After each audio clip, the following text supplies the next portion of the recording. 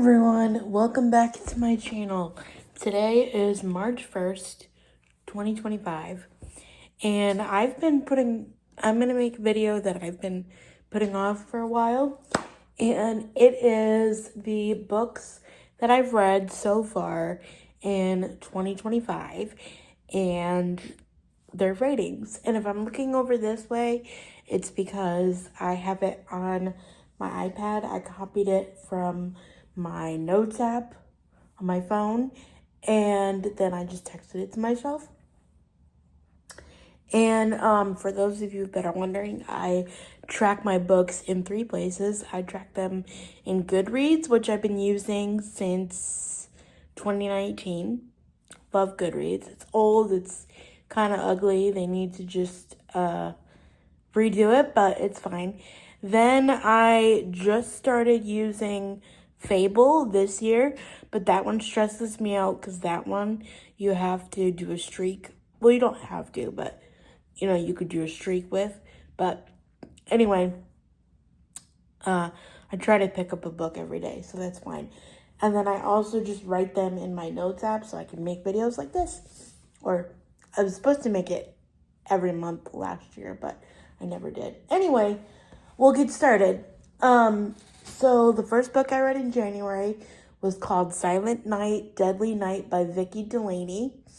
And I gave that 5 out of 5 stars.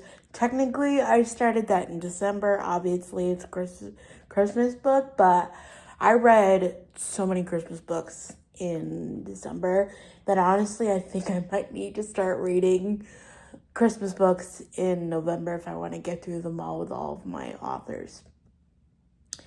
And the second one that I read was Out of My Mind by Sharon M. Draper, and that was also 5 out of 5 stars.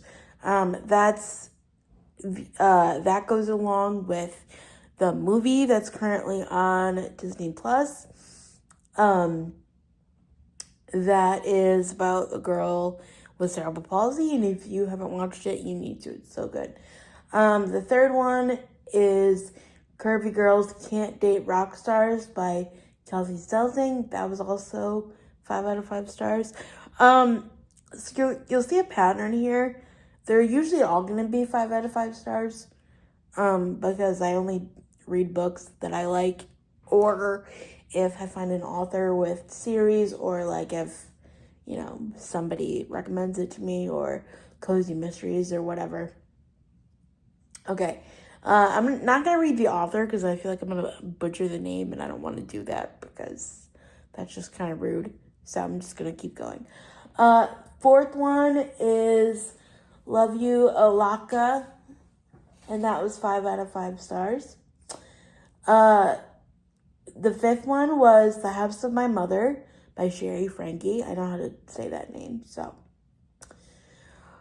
That one, whew. Although I did a whole book review on that before I post this video, so that was good. That was a rough read. I mean, it was good in the sense of, good to tell your story, but it's oof, I was not ready for that. And then this one I kind of regret reading, but I just had to see what she said in it, and it was My Time to Stand by Gypsy Rose Blanchard. That was a 3 out of 5. There was nothing really in it that we didn't really already know from the Lifetime show, so, or any of the other things. The next one is Chapter in Hearst. That was 5 out of 5 stars. That's a first one in a cozy mystery series.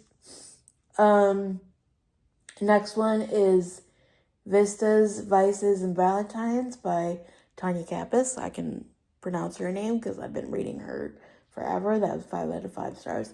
She is this lady who has 3 or 4 different cozy mystery series, and they all have 25 books in them, and I'm determined to read them all. Because cozy mysteries to me are just hallmark movies, but in book form. Trails and Tribulations, the running story of Susie Chan. That's a Peloton instructor. That was 3 out of 5 stars. I liked it, but it was more about like narrating a race rather than like a story of like, oh, how I got to Peloton and all the other ones that I've written. The Happy Ever After playlist by Abby Jimenez, 5 out of 5 stars. Oh, no, I missed one, sorry. Crazy Stupid Bromance by Lissa K. Adams. My friend Carissa recommended that book series to me. Really good. They're really long, but they're really good. And then the next one is Happy Ever After. Sorry. Next one is the Happy Ever After playlist by Abby Jimenez, 5 out of 5 stars.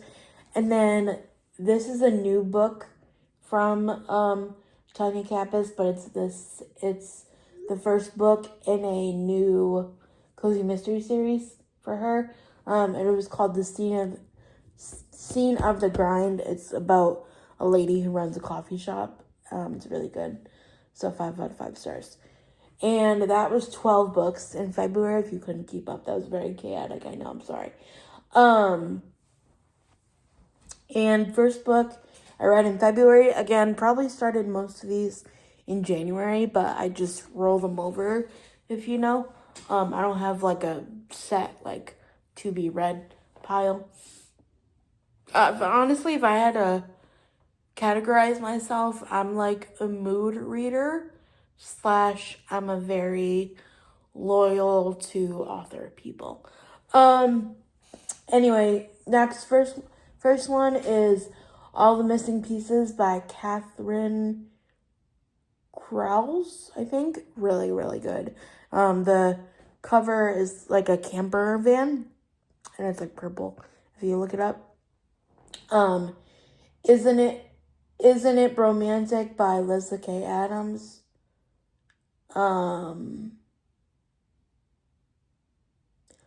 Hold on, I think I messed that up.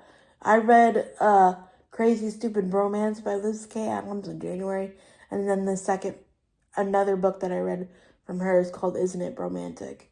And that was also 5 out of 5 stars. Next one is Batter Off Dead, like pancake batter, by Maddie Day.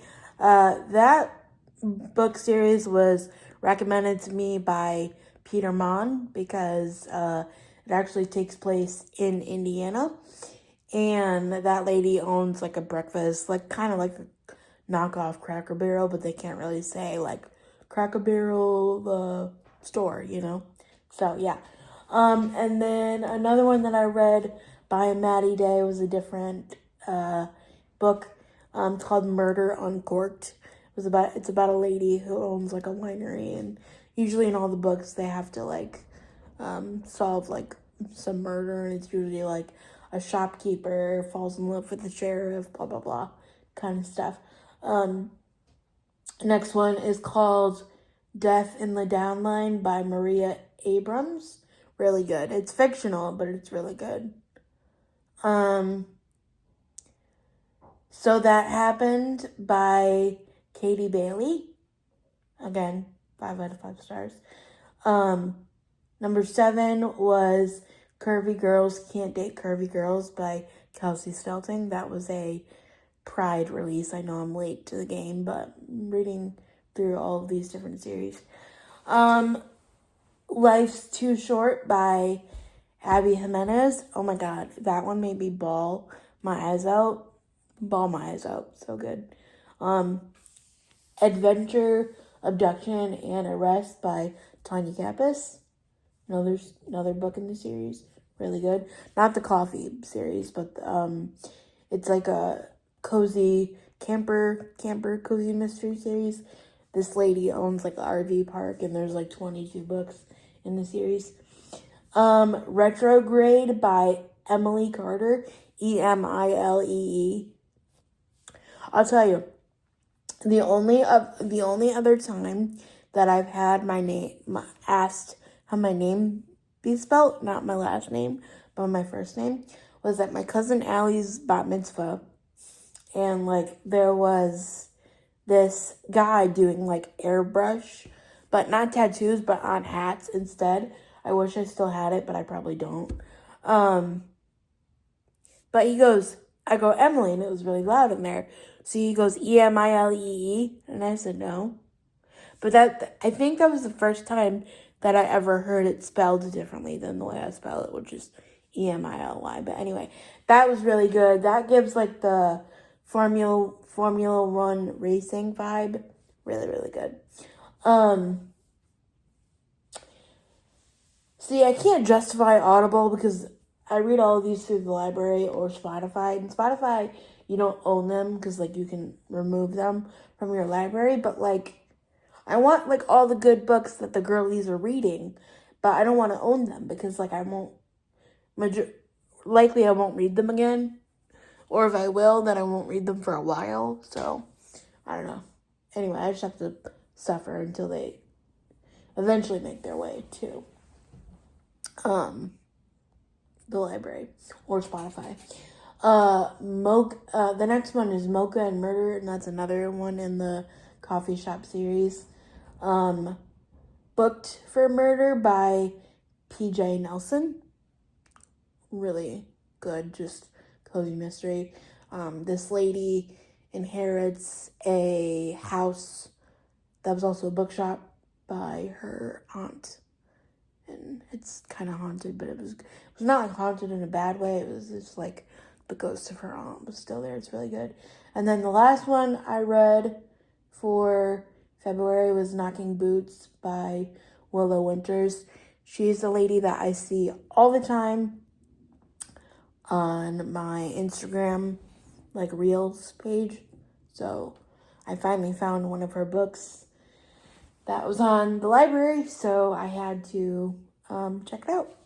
But yeah, those are the books I read for the first 2 months of the year, and hopefully I could keep this going. And if you have any other book recommendations, let me know. Bye, guys.